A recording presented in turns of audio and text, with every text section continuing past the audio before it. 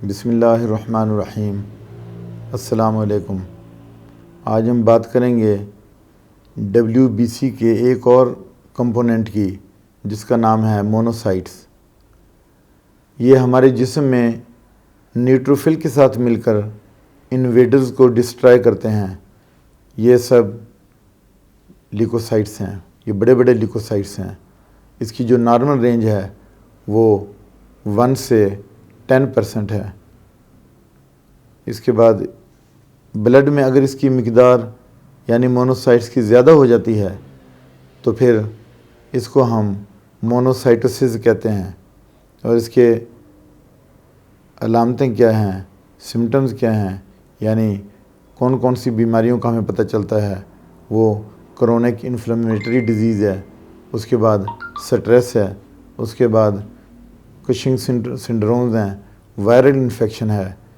तो इसके साथ फिर मोनोसाइटोपिनिया क्या है, यानी ब्लड में जब मोनोसाइट्स की मिकदार कम हो जाती है तो फिर उसे हम मोनोसाइटोपिनिया कहते हैं। इसमें क्या होता है, एप्लास्टिक अनीमिया हो जाता है, AML होता है, ये भी एक कैंसर डिजीज़ है। और उसके बाद ग्लूकोकार्टिकोइड्स, ये एक बीमारी है, ये हो जाता है। ये आम तौर पे रेंज ऑफ हेल्थ डिजीज़ से हमें पता देती है। होम्योपैथी में इसकी बहुत अच्छी अच्छी मेडिसिन हैं। एक सबसे पहली जो आती है वो नेट्रोम्योर है, 200 में लें आप। उसके बाद दूसरी मेडिसिन जो है वो नाइट्रिक एसिड है, इसको आप 30 पोटेंसी में लेंगे। उसके बाद पल्सटेला है, ये आप 200 में लें और वीकली दें। ये 200 में ये वीकली दें।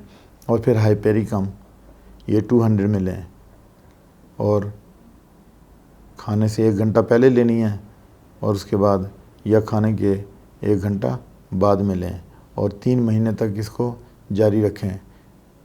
ये होम्योपैथी मेडिसिन थोड़ा देर से असर करती हैं, इसलिए आप इसको कम से कम 3 से 4 महीने तक लें और फिर इसके आप रिज़ल्ट देखें। इसके साथ ही आपसे इजाज़त चाहूँगा। अल्लाह हाफ़िज़।